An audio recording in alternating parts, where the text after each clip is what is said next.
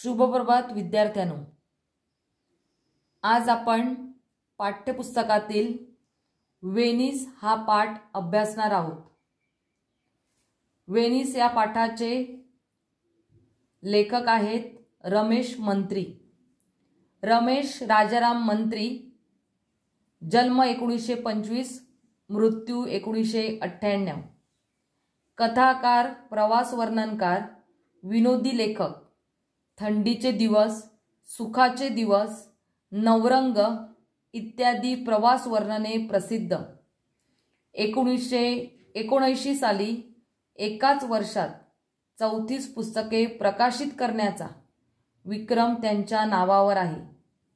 Venice या पाण्यावर तरंगणाऱ्या शहरातील वातावरण, हवामान, निसर्ग सौंदर्य व जीवनमान या सर्वांचे वर्णन प्रस्तुत पाठात लेखकांनी केले आहे।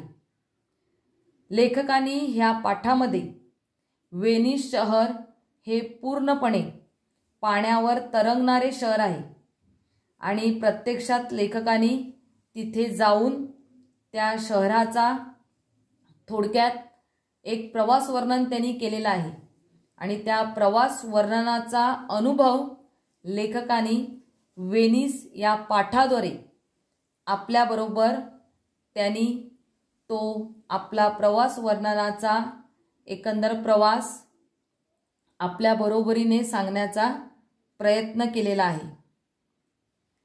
वेनिस हे त्या गाडीचे अखेरचे स्टेशन होते, त्यामुळे रेल्वेचे 2 नोकर ऑल आउट असे इंग्रजीतून आणि त्याच अर्थी इटालियन व फ्रेंच मधून ओरडत डब्यातून फिरत होते। त्या अमेरिकन म्हाताऱ्याजवळ चिकार सामान होते। वेनिसला बिराड बदलायच्या इराद्यानं आल्यासारखे, त्यामुळं त्यांनी 2 पोटस बोलवले। पोटस म्हणजे थोडक्यात हमाल। मी त्या स्त्रियांचे औपचारिक आभार मानून माझी छोटी बॅग घेऊन निघालो। स्टेशनच्या बाहेर येऊन पाहतो तर रस्ताच नव्हता, होता तो एक प्रचंड कालवा, एखाद्या विस्तीर्ण नदीसारखा। विस्तीर्ण म्हणजे मोठा। हाच तो ग्रँड कॅनॉल। त्यात अनेक पॉटर टॅक्सी म्हणजे लहान मोटर लॉन्चीस आणि मोठ्या यांत्रिक नावा उभ्या होत्या। वेनिझिया वेनिझिया, पियाझा पियाझा असा त्यांचा पुकार चालला होता। पुकार म्हणजे थोडक्यात ओरडणं, आवाज। ज्याप्रमाणे आपण एखाद्या रेल्वे स्टेशनच्या बाहेर आल्यानंतर टॅक्सीवाले, रिक्षावाले एखाद्या ठिकाणावर जाण्यासाठी ओरडत असतात, तसं त्या वेनिस शहरामध्ये जाण्यासाठी त्या पाण्यावर चालणाऱ्या ज्या टॅक्सीज आहेत, त्याचे जे चालक आहेत, ते टॅक्सी चालवणारे आहेत, ते वेनिझिया वेनिझिया, पियाझा पियाझा म्हणजे तुम्हाला कोणत्या ठिकाणी जायचं आहे त्या ठिकाणाचं ते नाव घेऊन ओरडत होते। टॅक्सीपेक्षा बस स्वस्त पडणार हे सांगायला काही अर्थतज्ञ लागत नाहीत। म्हणजे कोणता वे आपल्यासाठी सोपा आहे किंवा कोणत्या गाडीनं प्रवास करणं आपल्याला स्वस्त पडेल हे सांगण्यासाठी कोणत्याही सायंटिस्टची गरज नसते, अर्थतज्ञाची। म्हणजे आपल्याला कुठे जाण्यासाठी किती पैसे खर्च करायचे आहेत हे सांगण्यासाठी कोणत्याही अर्थतज्ञ मीन्स आपल्याला पैशाचं कॅल्क्युलेशन करून दाखवणाऱ्या सायंटिस्टची गरज नसते, असं लेखकाला इथे सांगायचं आहे। मी 250 लिरांचे बोटीचे तिकीट काढले। आता लिरान मीन्स वेनिस या शहरातले ते पैसे आहेत। अमेरिकेचे डॉलर असतात, इंडियाचे रुपीस असतात, त्याप्रमाणे व्हेनिसचे लिरा। 200 प्रवासी पोटात घेऊन आमची नाव जोरात निघाली। ते वातावरण अतिशय प्रसन्न होते।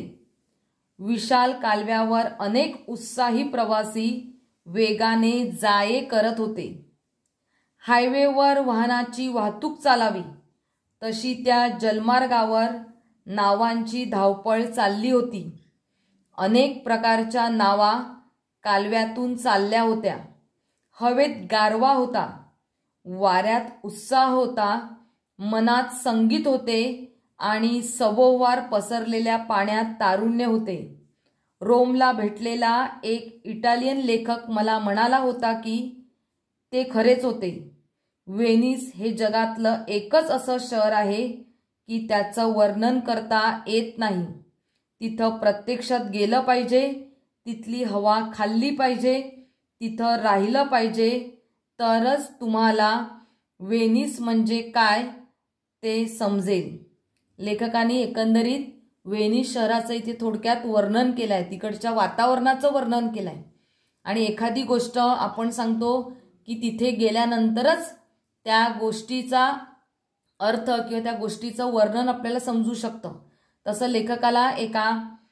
लेखकाने म्हटलं होतं, इटालियन लेखकाने, की व्हेनिस शहर जर तुला बघायचं असेल तर ते प्रत्यक्षात जाऊन बघितलं तरच तुला लक्षात येईल. आणि त्यांनी केलेलं वर्णन हे खरोखरच व्हेनिस शहरात जाऊन बघण्यासारखं शहर होतं असं इथे लेखकाला सांगायचं आहे. कारण हे पाण्यातले असे जगातले एकमेव अद्भुत शहर आहे. अद्भुत मीन्स थोडक्यात चमत्कारिक. ज्या शहरात एकही मोटार नाही, वाहतूक नियंत्रण करणारा पोलीस नाही. वाहतूक नियंत्रण करणारा पोलीस मीन्स ट्रॅफिक हवालदार तिथे तुम्हाला दिसणार नाही. ट्रॅफिक लाईट्स नाहीत आणि रस्त्यावर धक्काबुक्की नाही. असे हे जगातले एकमेव शहर. कारण याला खऱ्या अर्थाने रस्तेच नाहीत. कारण हे पूर्ण शहर हे कशावर आहे? पाण्यावर आहे. आहेत ते कालवे, फक्त कालवे आणि त्यांना जोडणारे पूल. आईच्या गळ्यात मुलाने हात टाकावा तसे हे पूल. लाडीक प्रेमळ. हा गाव म्हणजे रूढ अर्थाने शहरच नव्हे, तर अनेक छोट्या बेटांचा हा पुंजकाच आहे. निळ्या मखमली सागरावर टाकवलेल्या हिऱ्या माणकांच्या ढिगासारखा हा लांबून दिसतो. मधूनच चर्च किंवा जुना राजवाडा ह्यांची टोके आभाळात घुसतात. ग्रँड कॅनॉलच्या किनाऱ्यावर खुर्च्या टाकलेल्या, 4 खुर्च्यांच्या मध्ये टेबल आणि त्यावर रंगीबिरंगी प्रचंड छत्री. या खुर्च्यावर बसून कॉफी घेत समोरून सरकणाऱ्या विविध आकाराच्या आणि अनंत प्रकाराचे उतारू म्हणजे प्रवासी, वाहून नेणाऱ्या नावांची एजा पाहत बसायचे. तीच गंमत या नावातून प्रवास करणाऱ्यांनाही पाहायला मिळते. डेकवर येऊन किनाऱ्यावरच्या निरुद्योगी, संत, शांत, चित्रविचित्र प्रवाशांच्याकडे पाहत पुढे पुढे सरकायचे. हे शहर निरुद्योगासाठीच आहे, यात शंका नाही. निरुद्योगी मीन्स ज्याला कामधंदा नाही, मीन्स थोडक्यात हे शहर आराम करण्यासाठी आहे. इथे जाऊन तुम्ही कोणत्याही प्रकारचा उद्योग, बिझनेस किंवा एक प्रकारचा कोणताही व्यवसाय करू शकत नाही. म्हणून ह्या शहराला काय म्हणतात? निरुद्योग. कारण इथे येणाऱ्या प्रवाशांना कसलीही घाईगर्दी नसते. न्यूयॉर्क, मुंबई, हाँगकाँग अशा शहरातल्या धावपळीपासून हे निवांत शहर सर्वस्वी अलिप्त आहे. निवांत, शांत, अलिप्त, वेगळं. व्हेनिसचे रस्ते म्हणजे पान रस्ते. याची कल्पना नसलेला एक मुनीम मीन्स थोडक्यात सेक्रेटरी एकदा लंडनहून व्हेनिसला विमानाने आला.